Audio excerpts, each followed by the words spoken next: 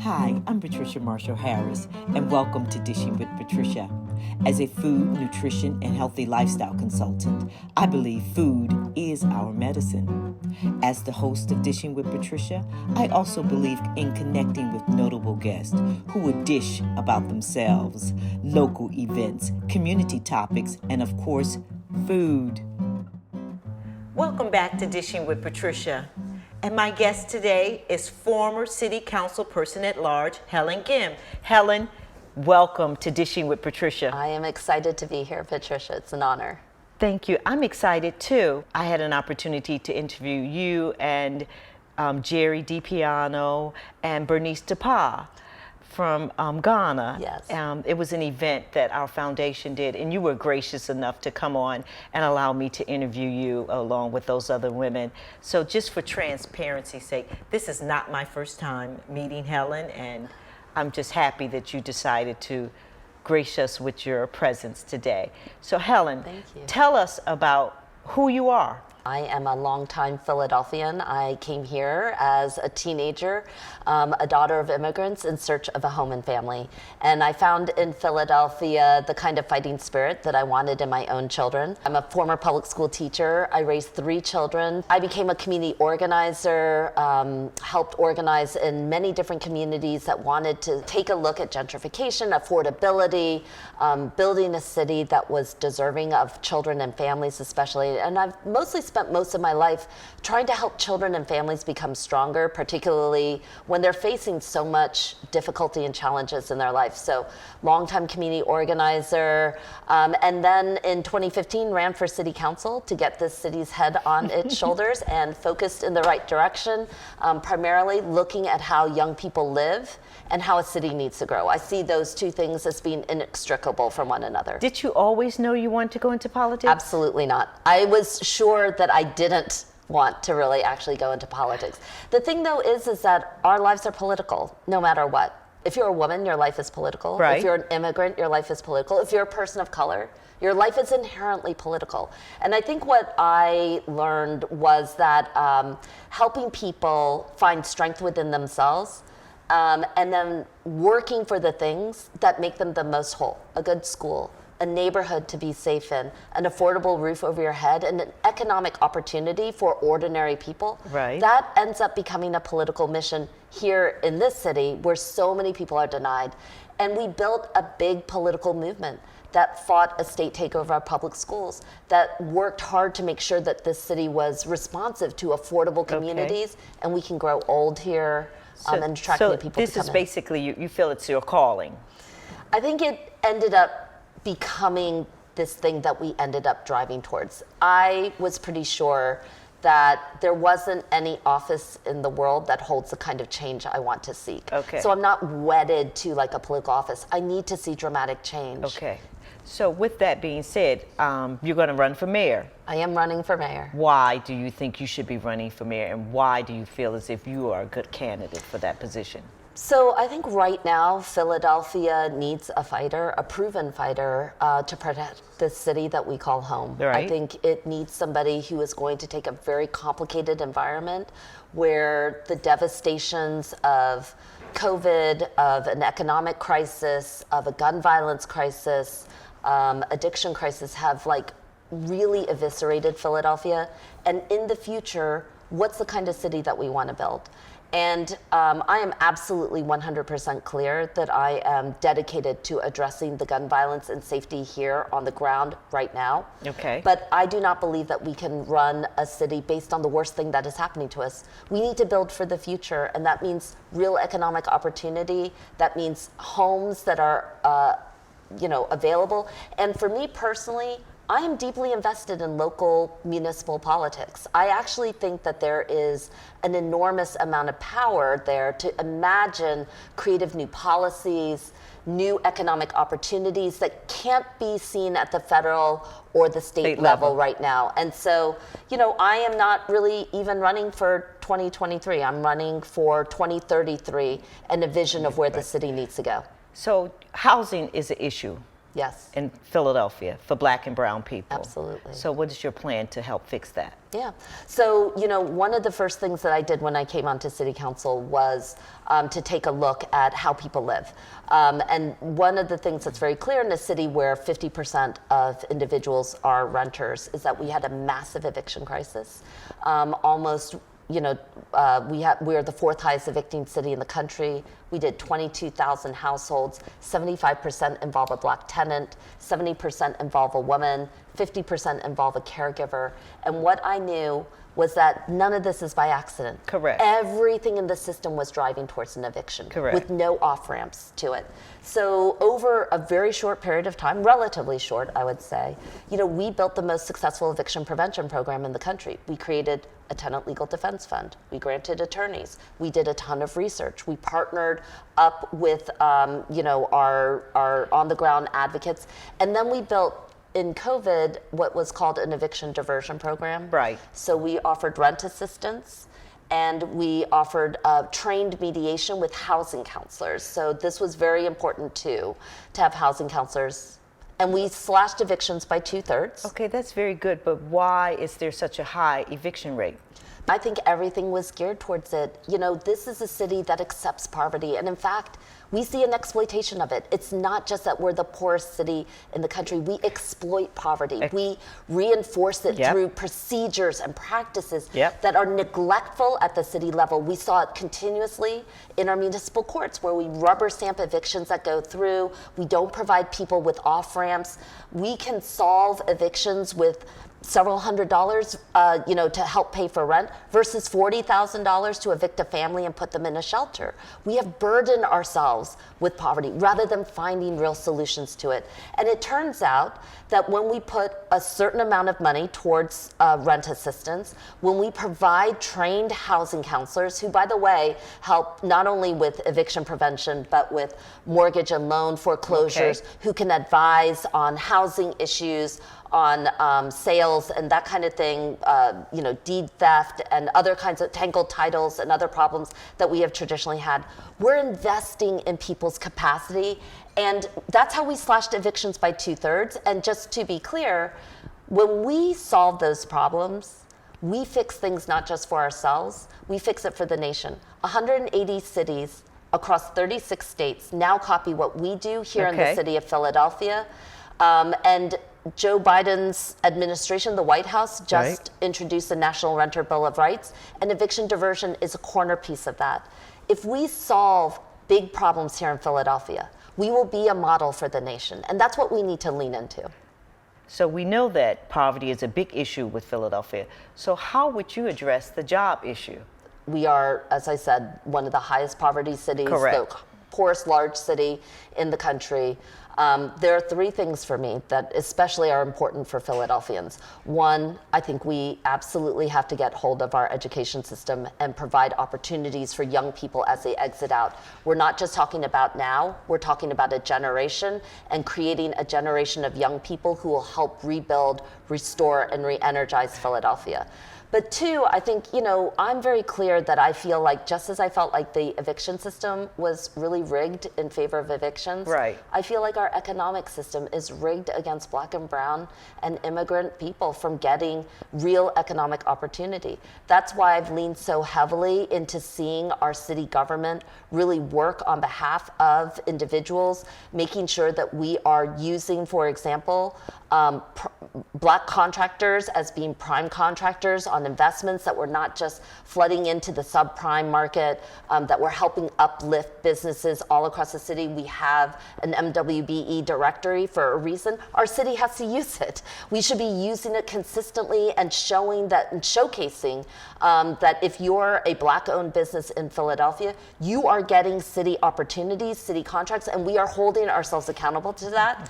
And then I think, the other area is that I believe very strongly in this new economy. I've always felt very strongly about independent entrepreneurship, small businesses, local businesses. We pursued a strategy in corporate America, and corporate America has largely not changed. Whether you talk about representation of women, people of color, LGBT folks. Right. We can chase that train as much as we want. But to me, the real pathway for seeing Philadelphia arise with like a new renaissance, Yes. a new Black renaissance, a people of color renaissance, is to invest in entrepreneurship, small local businesses, homegrown. I agree. Like M3, like yourself, that are proudly and deeply Philadelphia based, Yes. but supported by the city. And that's what I am missing here from the city of Philadelphia. Opportunity funds, real investments in contracting, accountability for the city from the ground Correct. up, and a commerce department and others that really lead and push big banks, lenders, and others to leverage in on a real mission for economic opportunity. Okay, so I got a job. I can now pay my mortgage. I can pay my rent. And I want to stay in my community. Yes. But my community is changing. Yes. And I have no voice. My taxes are going up. Everyone else is getting a rebate. How can we stop that? Yeah. So, first of all, change is change. Of and course. cities are going to continue to Of evolve course, and grow. of course. And I do believe like Philadelphia should grow. Like Yes. we actually do want more residents to stay here, and we want to attract more residents in because we need the kinds of services that big American cities deserve. No, for I sure. agree with you. But I agree that I was the first person to really do the change in the 10-year tax abatement. Okay. That was very important. That was one of the things that I wanted to see from get-go. We are living in the past. Yes. We're living from 20 plus, some of us are 30 or 40, 50 years behind, okay? And our tax structure reflects that. We are not accounting for the things that we want to do and build for the future, the needs that we've got That's right correct. now. If the 10-year tax abatement had been left unchecked, it would have reinforced everything that you had just articulated, that we're seeing, unnatural developments happen in historic and long time, with long-time residents that were actually pushing people out Yes. and not keeping them here. We would see like spiked property tax values that were out of whack with even the market. So that's one of the reasons why I wanted to talk about having a tax structure that makes sense for the future. Called for a new tax commission. We haven't had one in 22 years. That's crazy. It is crazy, actually. And as I said, we are taxing like we lived in 1995 or 1999, and this is the city of 2023. And really, we're looking for 2033 and beyond. Right. We're trying to do something different. So we need a complete new set of eyes. We need to incentivize affordable housing right now. Correct. We must incentivize preservation right now. We need to make sure that we are protecting individuals from displacement, and we need to ensure home ownership, but particularly around affordable housing. We have major universities in our cities.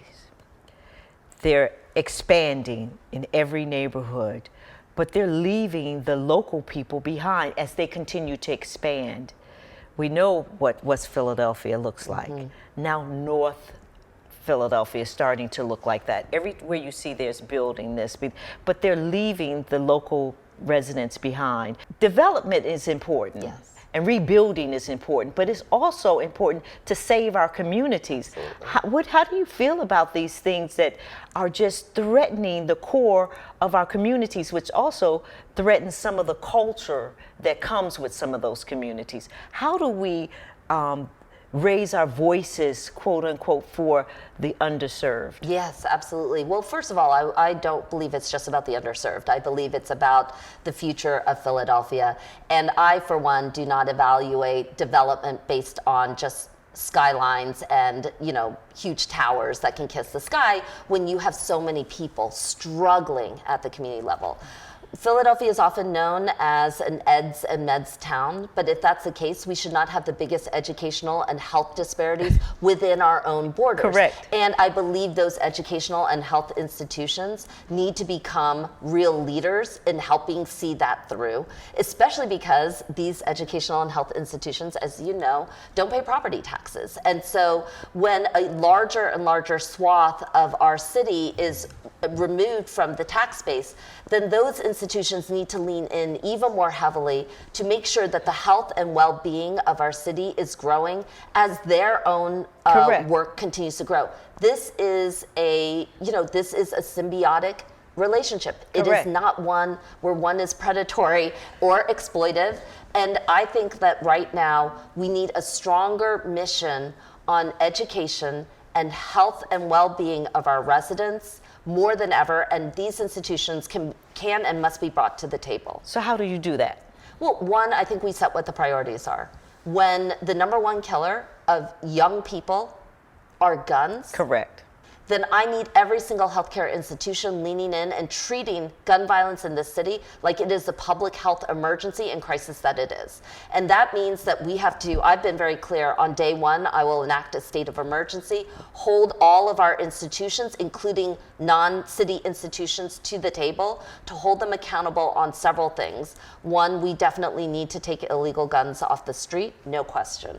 But two, we need to know that we have to provide interventions for those who are in the path of violence. We know that any victim of violence is so much likely to become somebody who then picks up a gun. Yes. And we see it over and over and over again, particularly with our young people. So we don't necessarily have all the solutions to all that if we go only through prosecution. 50% of victims never report a crime. An overwhelming number of crimes that do get reported never even end in an arrest. So I've got a whole swath of individuals who, if we don't leverage in on supporting them, not based on prosecution, but based on the fact that they are suffering right now, we will never get over our gun violence crisis. So I need housing, medical care, mental health supports, family therapy, and employment to lean in right now to save our young people, to save our city, and to restore back. Well, data supports that when you live in poverty, that crime is definitely going to be on the rise. We have crime in our neighborhoods, but the folks that show up at the door doesn't look like the person that lives at that house. Exactly. So how are we going to change the policing of our environment? Yeah, well, that is an absolute must. And I think that's one of the things that we're hearing about right now. The policing conversation is one where people want to see more officers out onto the streets, and I, am fine with figuring out how to deploy. But I'm also very clear that the policing budget is the highest it's ever been in history. It is $800 million, almost $800 million, one out of every $6, and it has increased by 25% since I've been on city council. So now that they have all this money, and what are you doing with it? Show me the money. What are you doing with it? And I think one of the most important things that we need to do right now is to have a mayor who works with the police department. Because I've heard people say, let the police do their jobs. Well, hold on a second. Let's be really clear here. The mayor needs to partner with the police department to show them this is what we want. We need homicides and shootings solved. Correct. Because every person who is harmed in this city is a life that matters. Yes. We need to completely overhaul how we deal with victims, because so many victims are so poorly treated. From the moment they come in, they don't get the appropriate communications. They are not appropriately cared for, especially because they're only seen in terms of the courtroom and not in terms of people who are actually suffering and in need of family services, mental health supports, other types of things. That's where the mayor leans in with all the other city agencies other than police. And we need to restore a sense of police officers being on the ground without threatening communities, and realizing that the primary role here is on community relations and on trust. People need to know that if they see the uniform or the officer, and to be clear, I think they need to be on foot and out of their cars. To diffuse We're trying to instead diffuse. Of escalating. I helped start the first non-police mental health mobile crisis response unit in the city of Philadelphia. This was something that I had seen nationally. I had known that it had worked. It allows trained individuals to respond to certain situations when a police officer is not requested or necessarily needed. They're doing that in Colorado, and they're getting really, really good results. But before we come to a close, part of Dishing with Patricia is food I believe food is medicine. So we're going to have a cooking segment of this, and I know you're going to join me. But before then, if someone just tuned in on this particular episode and I said, Helen Kim is running for mayor, tell me, what would you say that could just bring them in on your side to decide to vote for you? Yes, so I'm running for mayor because I'm trying to build a city where we treat it like it's home and everybody is family and we don't leave people behind. I'm a proven fighter who has done a tremendous amount to restore back public schools, fought a school takeover, to put back nurses, counselors, to build the schools that our children and families deserve. I believe that this city can only grow when its people actually rise. And I am leading a big effort to make sure that it is people first who are leading this vision for how the city can transform and change. It's young people. It's a new parent who doesn't have to wait by the door. It's one of our longtime residents who doesn't have to fear about being displaced, but knows that this city is a place to call home. It's the hungry entrepreneur who wants to build the new economy for our city. I want them to know that this is a place to come and that we will welcome people with open arms. But most important, I'm treating Philadelphia like it's home, like we're all family. Okay. And we're gonna make sure that we bring everybody with us into the future. Okay. Helen, thank you so much for coming on. Give us a few moments and we'll be back.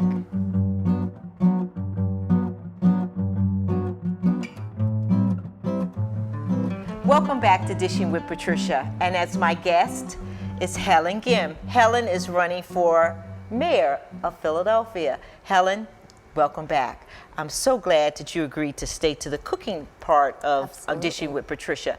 So Helen was so excited. I told her what I was making, and she says, okay. And Helen showed up with all the stuff that was needed to make this dish.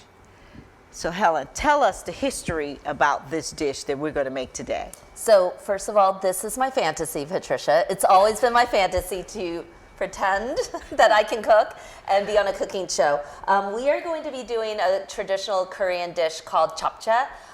This is just around the new Lunar New Year, and so the New Year is a traditional time when Korean families and people from all over the world come together and have dishes, and noodles typically symbolize long life. That's right. So we're doing all vegetarian, gluten-free noodles, and most of the ingredients sort of you can find around the house. Everywhere. I mean, except for the sesame oil maybe. And yeah, but that's seeds. now most restaurants have that. Mm-hmm. So I'm going to start. Okay. We're going to start by sauteing some onions. Yes. Helen's onions are already ready, right there. I told you, I have never had a guest come that had all the stuff already ready, but that's okay. So then she's going to chop up some red pepper. And while we're waiting, please be careful with your fingers. We're going to do the peppers here. And basically, this is a dish that, Patricia, growing up in an immigrant family, right?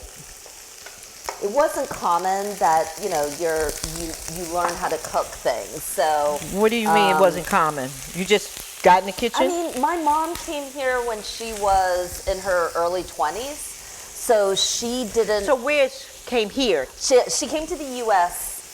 From Korea. Okay. In her early 20s, basically. Okay. Mm-hmm. And she came here to study food and nutrition at the University of Washington.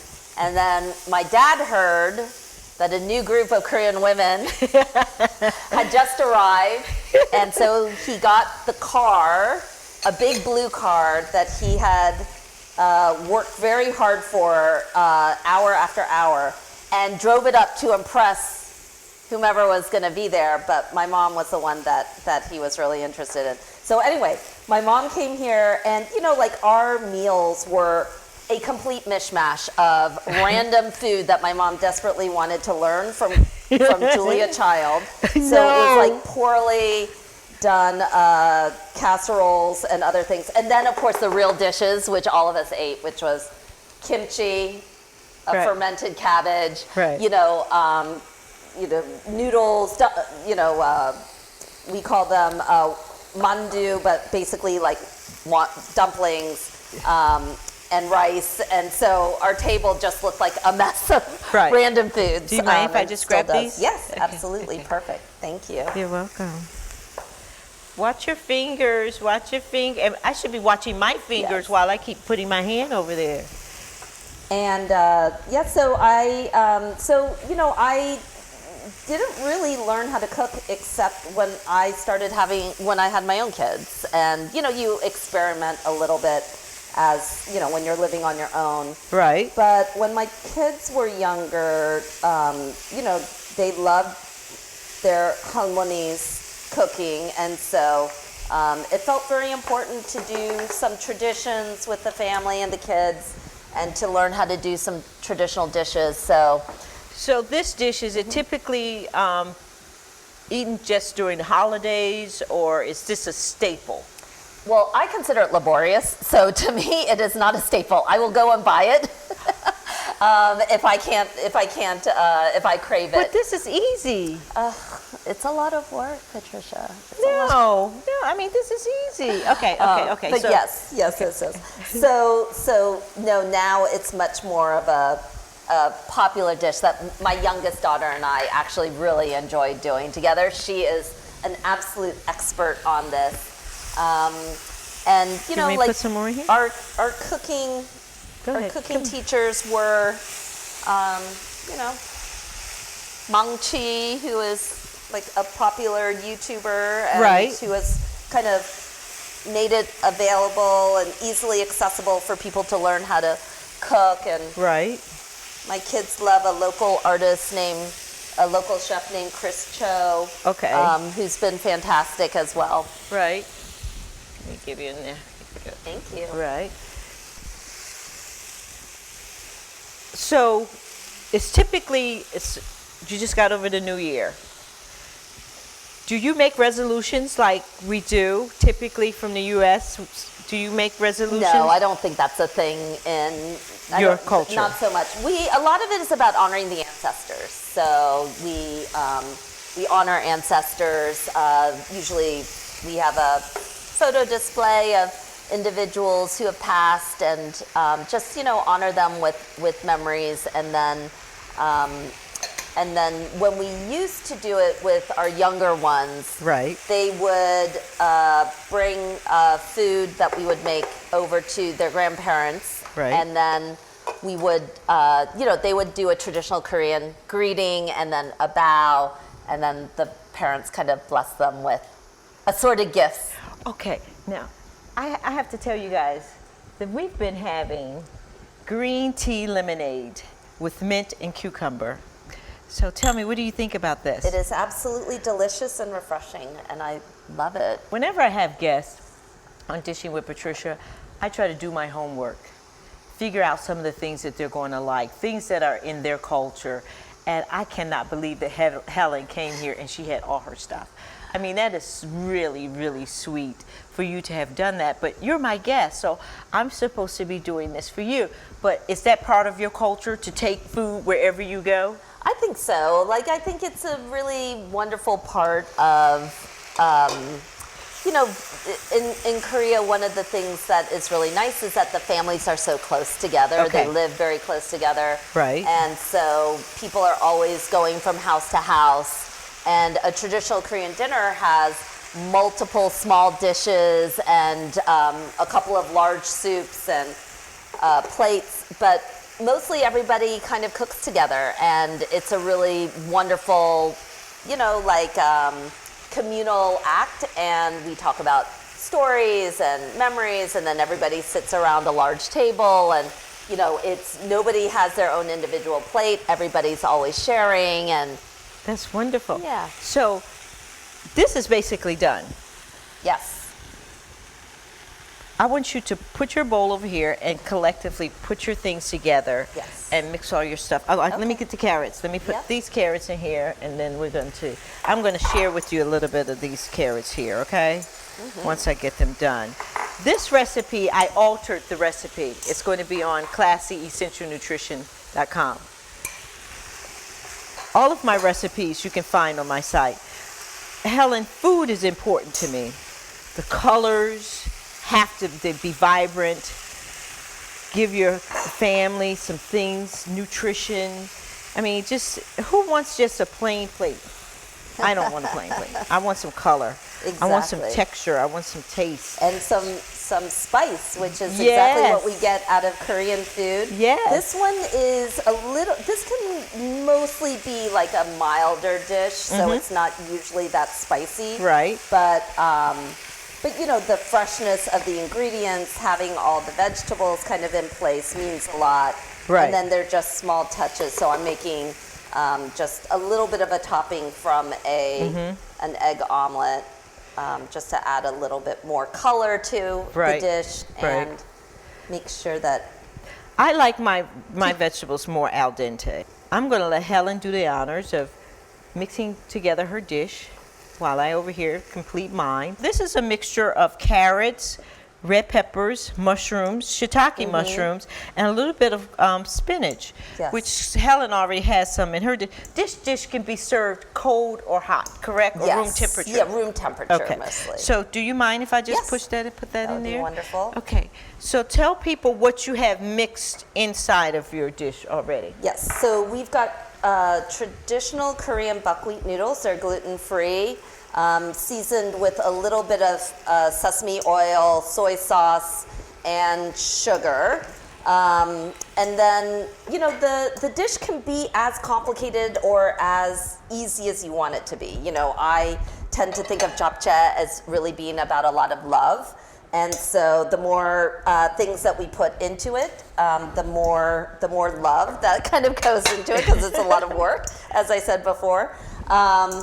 And then, and it's usually like a great accompaniment with rice or with, you know, whatever accompaniment that people may want. But it's a really good dish if you're vegetarian. Okay. And vegan. So I'm going to add in so what we'll traditionally do is when you're done, if you're serving, you kind of do this. And then we have a little bit of roasted seaweed that we can add on top. And what is the name of your roasted seaweed? And where would they purchase that? Yeah, we call it Kim, but you know, it can be nori. Yes, okay. And then we'll do some black sesame seeds to add to it. And then I might throw in a little bit of your sesame oil and soy sauce. Okay. Just a little bit more to add in. Yes. Because it looks like it could use just a little bit more. Not too much. And you can, I think you said this, like nowadays, you know, a lot of the grocery stores will sell sesame oil in the ethnic foods aisles. Right. Or an Asian market. Or you can go to any one of the Asian markets that are in the city that are vast and growing and all of that. So. One of my things is I think you should shop local. Yes. So if you're going to make an Asian dish, go to an Asian market. Yesterday when I was going to make some stuff, I went to an Asian market and I said, a guy was in the aisle and he could clearly see I didn't know what I was I knew what I was looking for, but I didn't know how to find it. I said, do you speak English? He said, yes. So I said, thank you. So he pointed out some things that I needed, and that's part of my surprise that I have for Helen, is I made a dish for her, seeing that she is my guest. Helen, that looks absolutely fabulous. When you finish, I want you to show my audience how good it looks. Unfortunately, I can't taste Helen's dish because she put egg in it. Oh. But that's okay, because I have our crew is here, and they're going to taste this, but that looks really, really good. Yes. Look at the green. Do you mind if I pass this over? Yes, I'm going to add in some of the toppings, just one more. Look at that. That is absolutely gorgeous. Oh, I'm sorry. Tim wants me to do, a good photo right there. So I'm always a ham. I like to kind of show off what I'm doing. Helen, that really, really looks good. That looks good. That looks good. Yep. And we'll sprinkle that on. And let's see, do we have everything else? I think so. We have our green onions. Yes, and why don't you do a taste? Because unfortunately I can, because you put the egg on there. Yeah, so folks, sorry. Please don't say, why didn't you taste it? She made My that apologies. and you didn't taste it. It looks fabulous. And I brought some lettuce Bib wraps. lettuce, yeah. So you can, oh, really? You can Okay, wrap it go ahead. up. Let's see that. Yep. So if you want, you can wrap it. Wow. Let me give you a little plate. That is wonderful. Sorry, Patricia, I shouldn't have put in the egg. I should have asked you about it first. No, that's okay. That's okay. So you can wrap it like this. Now that I hadn't seen. And you're going to put some kimchi? If you want to add a little bit of kimchi on the side, this is a little bit more maybe sour than some people prefer. Did you make this? No, I do not make my kimchi, although I'm debating whether I will. Maybe after this election I'll have to heal my legs. Right. So is it always so spicy? You can make it as, there's so many different types of kimchi. Kimchi is like essentially it's a pickled vegetable. So we can pickle very mild vegetables, or you can make it extremely spicy and really fermented and kind of sour. So I prefer like a hard daikon radish kimchi. This is a traditional cabbage kimchi, but there are very mild, almost no spice, like cucumber and other kinds of clear kimchis that are very popular. I just want to have you move that over there because I'm going to bring out my surprise that I have for you.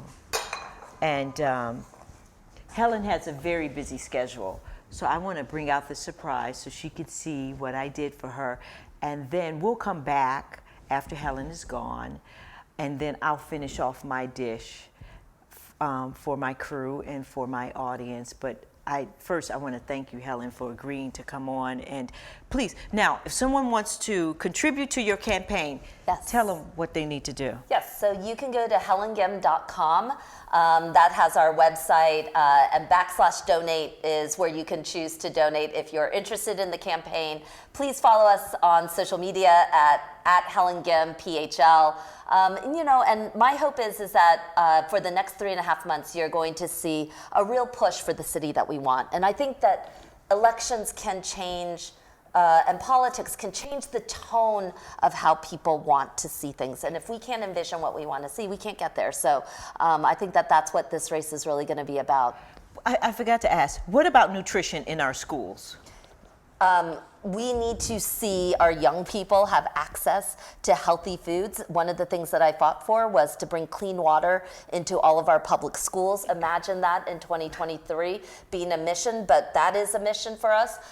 We've been very clear that if we do new schools, we can build kitchens. People don't remember what it was like to have your school lunches cooked on site, but that's still a possibility, and we really need that because the young people really need food and nutrition. Yes, yes. Right now we're doing like packaged frozen things off of a truck, and they're not culturally responsive. They're often not meeting a lot of dietary and allergic needs that young people have right now. So I'm a big fan of kitchens in schools, of supporting, a real school modernization that we need to do. I'm on a path to modernize every single public school in the city of Philadelphia so we can bring the kind of learning environment that our young people need. That also brings about job opportunities. Absolutely. Okay, so I'm going to get this special dessert out that I have for Helen, and just hold on a second.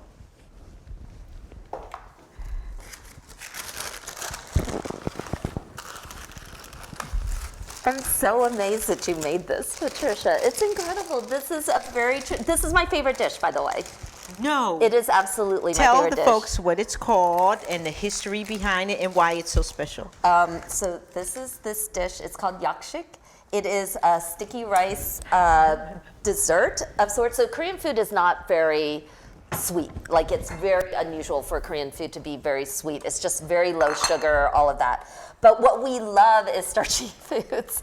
And we love starchy foods with a lot of nuts and flavors. And so yakshik is a very sticky rice that has a whole bunch of dried fruits, raisins. It can have nuts in it if appropriate, but it is my absolute favorite dish, and I can't thank you enough, Patricia. I didn't know that. So now I can tell you that when I was in the Asian market, I was looking for the dates. Yes. And the young lady said, such and such, aisle 4. So when I came back up to the register, she said, did you understand? I said, yes. You said aisle 4, it's towards the front. She said, you understood that? I said, yes, I understood what you meant. I was more just by her expression on her face.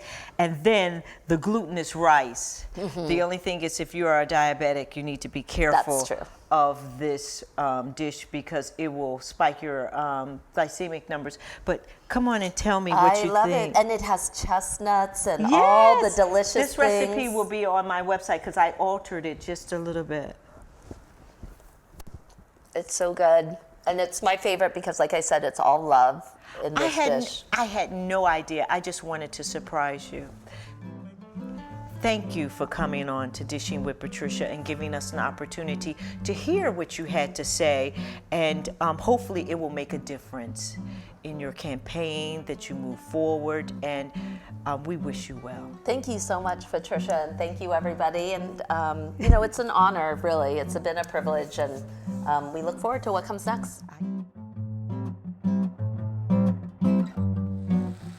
For those of you that are just tuning in, running for mayor of the city of Philadelphia is Helen Kim. Helen was here living a dream of being on a cooking show.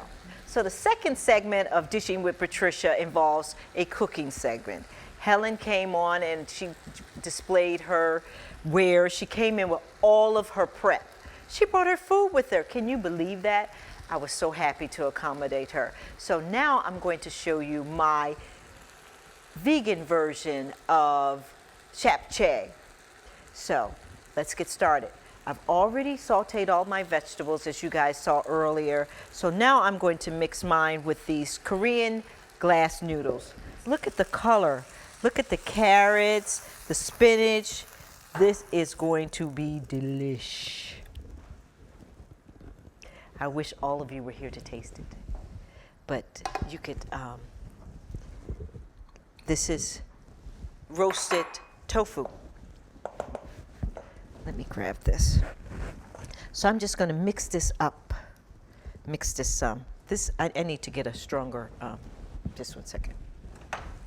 We're going to grab these two and put this here. Just mix this all together. So